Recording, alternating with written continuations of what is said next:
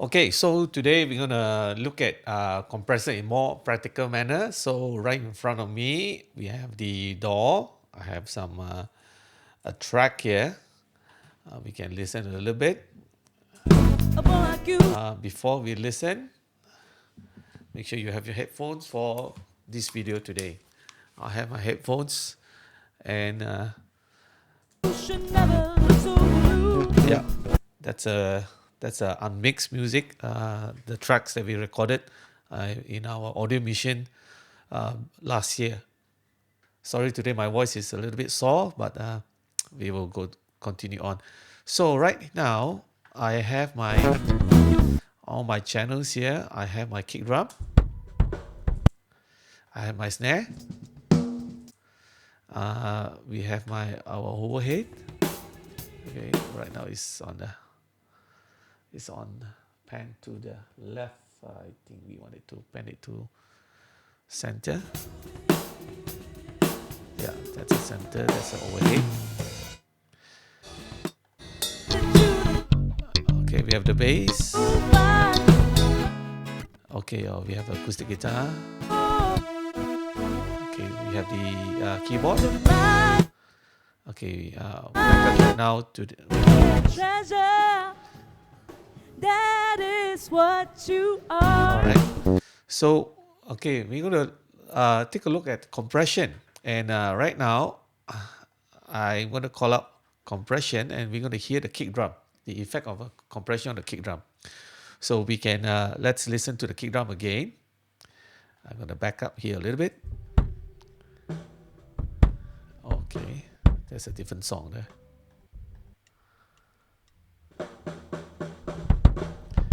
Yeah, so you hear the kick drum, and you see there's a kick drum mic, and you still hear a lot of snare. Okay, so we're gonna gate that one out, but that will be the next video. So right now, I want you to hear the effect of the gate. So usually in this case, this drummer, he's pretty good.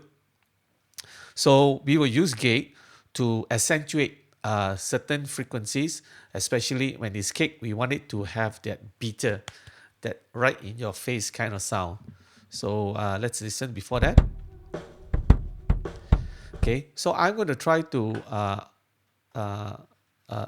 compress this, and it's already engaged. And you take a look. I'm going to bring down the threshold. I'm going to bring it down. Right now, the ratio is 4. Ratio at 4:1.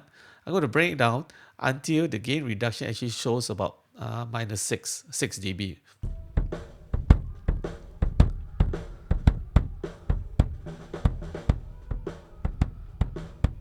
You saw that? There's about 6 dB there. And but the thing is, it's very, very fast, right? That's because, remember, the kick drum has a very fast attack and a very fast release. But let's play around with the attack and release time. I'm going to make this release lower. Then you can actually see that gain reduction, the compression actually goes lower a bit. Saw that? It goes lower. It compresses longer. So if I go to shorten it, see, you saw that? It quickly turn it off. So I'm going to compress it longer. And what happens if I go really fast? Okay, the attack means once the signal crosses the threshold, it starts picking up. Right? See, in fact, you hear that the level actually went down because it's picking up everything it's very, very fast. So the general rule is we want to, for the kick drum, we want to some of the attack to cross the threshold so that transient actually hits you, and then it brings down the rest. So this is part of the creative process, and I'm going to let it down a little bit, about maybe 14, and I'm going to bring it down, and we can actually see that right now it's compressing. It's about minus 6. Okay, hence our backup gain. We bring it down to 6 dB.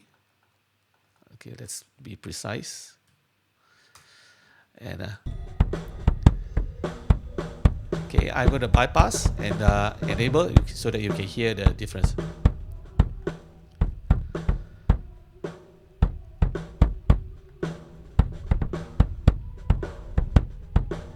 Do you hear the beater, the kick, the high frequency transient is actually more right in your face right now, right? Yeah. So it out.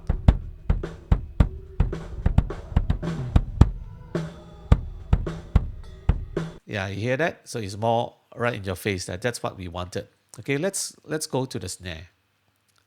Let's go to the snare. And this is the snare. Okay. Well, let's do the same thing again. I'm gonna enable it. I'm gonna bring it down.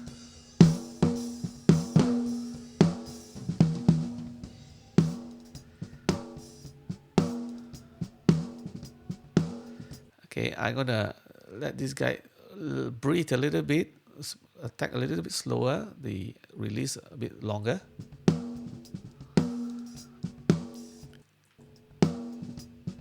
Yeah, then we bring up the gain. 6. Yeah, here it pops.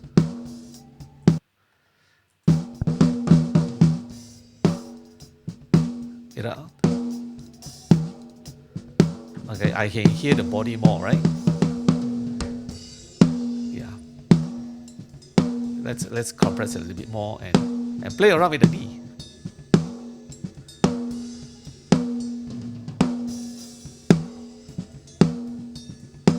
Yeah. Before. After. The ring is longer. Do you notice that? The snare ring. More pronounced, the ring. Right? So that's how we use a compressor. Okay, let's do one more. The bass. Okay. This is the bass, I think.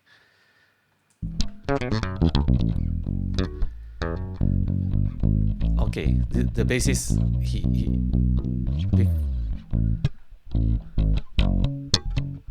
you hear that? So he has a lot of movement everywhere.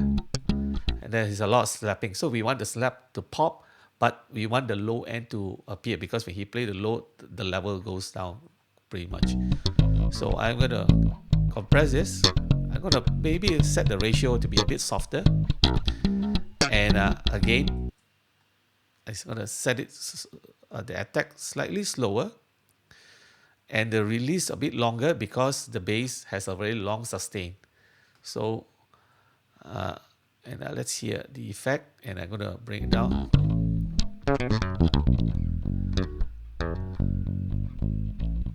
That's around 6 there. I'm going to bring it down to 6 dB. Bring it up.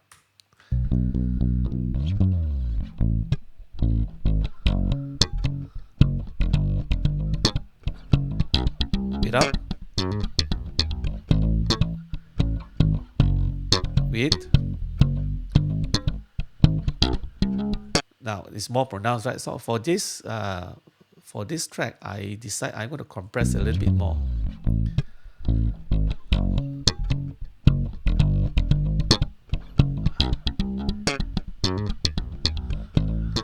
Yeah.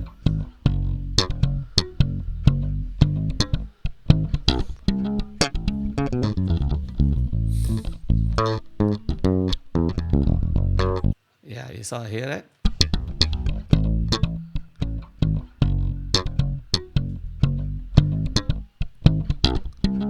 More control. We can hear more of everything. Okay, so when we can hear more of everything, when we bring it back in the mix, see, I have not touched a level, and you can actually hear the difference. I'm going to by clicking this, I'm bypassing the compressors, and once I bring it up, we should be able to hear them more without me touching the levels.